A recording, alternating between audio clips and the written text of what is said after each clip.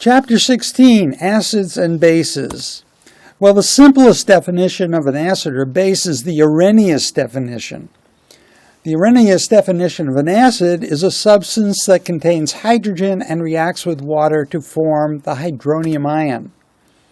You're all familiar with hydrochloric acid, or hydrobromic acid, or hydrofluoric acid.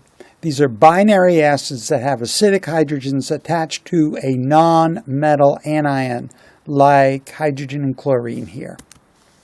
And then there are oxyacids, which have acidic hydrogens attached to an oxygen atom. Example would be nitric acid. Here you see the hydrogen attached to the oxygen's attached to the nitrogen. And sulfuric acid, we have two hydrogens attached to oxygens, and those oxygens are attached to the central sulfur atom. For the Arrhenius definition of a base, that's a substance that contains the hydroxyl group and ionizes in water to produce the hydroxide ion. An example would be sodium hydroxide, where the sodium ion would be the metal cation, Na+, and then the hydroxide anion. But there are other types of bases. Some contain carbonate ions, like calcium carbonate or sodium bicarbonate. And there are molecular bases that contain structures that bond with the hydrogen ion. Mostly ammonia, for example, NH3. That's a base. Or amine groups on carbon compounds, like this one. This is ethylamine.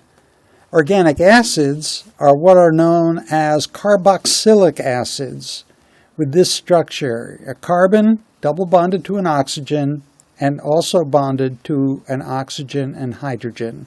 All of your fruit acids like citric acid and malic acid are carboxylic acids. They have the COOH group, C double bond OH. Only the first hydrogen in the formula is acidic, the one that is bonded to the oxygen. That's the acidic hydrogen. Acids react with water to form the hydronium ion, H3O+. Here we have a water molecule. Notice we have two lone pairs of electrons on the oxygen that can set up a bond with a hydrogen ion of an acid. A here is the general term for any acid. So watch what happens. The water molecule approaches, it sets up a bond to the hydrogen, and then takes it away, leaving behind the anion of the acid. So the reaction overall is HA plus H2O yields A minus plus H3O plus, the hydronium ion. Now sometimes you see this abbreviated as HA yields H plus A minus. And that's a shorthand way of writing this. The only problem with this is that it sets up a misconception. You never have just an unassociated proton floating around in an aqueous solution. It's always attached to something. So this is a more accurate way of writing it. If you see this, just know that it is referring to the full HA plus H2O yield A minus plus H3O plus. So why is nitric acid and its OH group an acid, yet NaOH and its OH group is a base? Well, the oxygen-nitrogen bonds are covalent bonds, here, here, and here, which do not ionize. The other oxygen atoms, which have no hydrogen, are very electronegative and pull electrons away from the OH bond here, allowing H plus to come off and bond to a water molecule. On the other hand, the sodium hydroxide, this is a distinct ionic bond. Na plus and OH minus is an ionic compound. And ions of sodium and hydroxide are surrounded by water molecules as they're pulled off from the sodium hydroxide crystal. Well, there were some real problems with the simplistic Arrhenius theory. First, it doesn't explain why molecular substances like ammonia dissolve in water to form basic solutions, even though they don't contain hydroxide ions. And it doesn't explain how some ionic compounds like sodium carbonate or sodium oxide dissolve in water to form basic solutions, even though they don't contain hydroxide ions. And it doesn't explain why molecular substances like carbon dioxide dissolve in water to form acidic solutions, even though they don't contain hydrogen ions. And it doesn't explain acid-base reactions that take place outside of aqueous solution. So, the Brønsted-Lowry theory replaced the Arrhenius theory, essentially. In a Brønsted-Lowry acid-base reaction, a hydrogen ion is transferred. It does not have to take place in an aqueous solution, and it's a broader definition and more useful definition than Arrhenius theory. The acid is a proton donor, and the base is a proton acceptor. The base structure must contain an atom with an unshared pair of electrons that can bond to an H+.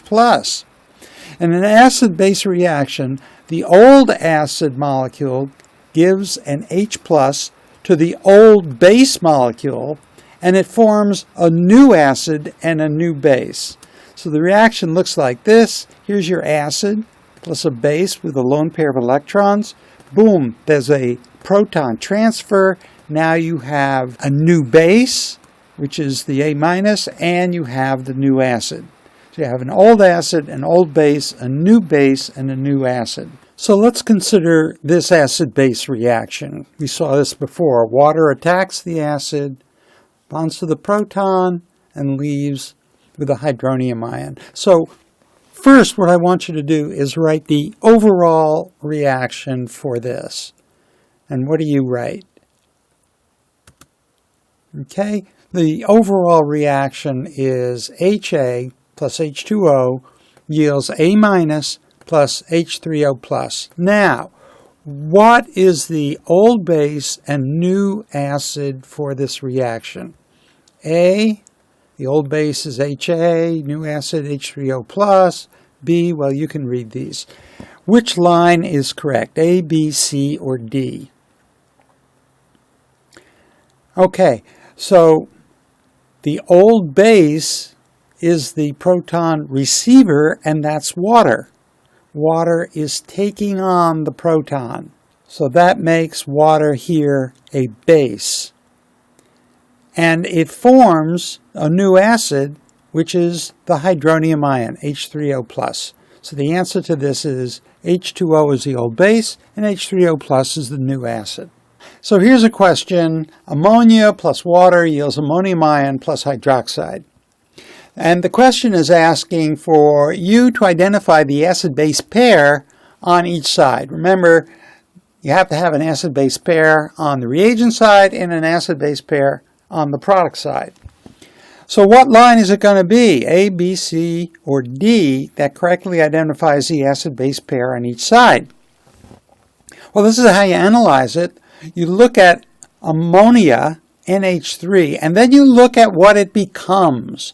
And it becomes NH4+. So it is gaining a hydrogen ion, right? NH3, NH4, it's gaining a hydrogen ion. So if it's picking up a hydrogen ion, it is a base. And the water has to be the other one. It has to be an acid providing a proton. Okay, so now you know that it's either going to be B or D, where ammonia is the base and water is the acid. Now what about this side? And this side, you look at the ammonium ion and the hydroxide and what they become. Ammonium ion, NH4+, becomes NH3. It is losing a hydrogen ion. And that makes the ammonium ion an acid. And it makes the hydroxide a base. So that looks like D, doesn't it? Where the ammonia is a base on this side, the water is an acid, and on this side, going toward the reagent side, going in reverse, ammonium is acting as an acid, providing a proton to hydroxide, which is catching it and is a base. Now, a conjugate acid-base pair differs only in one proton and one negative charge. So, for hydrogen sulfide, It is the conjugate acid of HS minus. You add H plus to HS minus and you get H2S.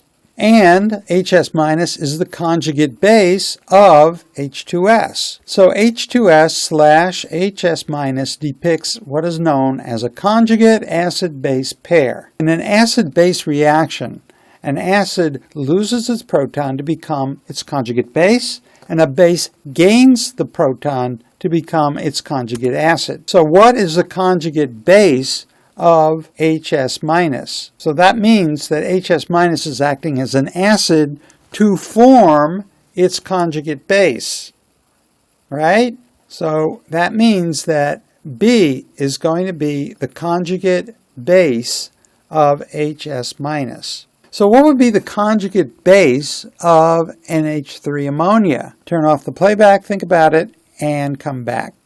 Okay, so that means if we want the conjugate base, that NH3 is acting as an acid. If NH3 acts as an acid, it has to lose a proton. So that if ammonia loses a proton and becomes a conjugate base, it is NH2 minus. So why don't you try this one, turn your playback off, try it, and then come back and we'll go over it. Okay, so HPO4 2 minus becomes H2PO4. It is gaining a proton, that means it's a base, and the bicarbonate HCO3 minus is losing a proton. Here it has a hydrogen, over here it doesn't, so it is an acid. So it's either B or D. Now going the other way, the carbonate is picking up a proton from the H2PO4 minus, so that makes it a base, and that makes the H2PO4 minus an acid. So line B is your answer. Did you get it? What would be the conjugate acid of NH3? The conjugate acid of NH3 would be the acid that forms when NH3 picks up a proton. And if ammonia picks up a proton, it's going to form NH4+. Could the sulfide ion be a conjugate acid? And the answer is, how could it? It doesn't have a proton, so it can't be a conjugate acid. And could NH4+ be a conjugate base? The only way something can be a base is if it has a lone pair of electrons to accept a proton. And because the lone pair of electrons on NH4+ are already bonded to a proton, there's no other lone pair that can accept a hydrogen ion, and therefore it can't be a base, conjugate or otherwise. Now, a strong acid is one that ionizes completely in solution, like hydrochloric acid. Put it in water, and almost 100% of it reacts to form hydronium ion and chloride ion. You have virtually all the HCl converted into hydronium ion or chloride ion. Now, a weak acid only partially ionizes in solution, like hydrogen fluoride. You put that in water, and you have considerable amount of hydrogen fluoride undissociated molecules. A few, yes, ionize to form hydronium ion and fluoride ion, but most of them remain as hydrogen fluoride. A strong base now is one that ionizes completely in solution, like sodium hydroxide in water, converts almost 100% to sodium ion, in other words, a sodium ion surrounded by water molecules, and a hydroxide ion surrounded by water molecules. And a weak base only partially ionizes in solution. For example, ammonia reacts with water incompletely to form the ammonium ion and the hydroxide ion. So there is only partial ionization going on here. Now, the stronger an acid is, then the weaker is the bond between its hydrogen ion and its conjugate base, resulting in complete ionization in water. So if you have a weak bond between the hydrogen ion coming off and the conjugate base, you will have virtually complete ionization in water. But the weaker an acid is, the stronger is the bond between its hydrogen ion and its conjugate base, and more incomplete is its ionization in water. It also follows that the stronger an acid is, the weaker is its conjugate base. And the weaker an acid is, the stronger its conjugate base. That's because these are two sides of the same coin. If a proton is able to break a bond easily and form a conjugate base, the conjugate base it forms necessarily must be a weak conjugate base. The very same reason that a hydrogen ion easily was able to escape makes the conjugate base unwilling to take on or bond to a hydrogen ion.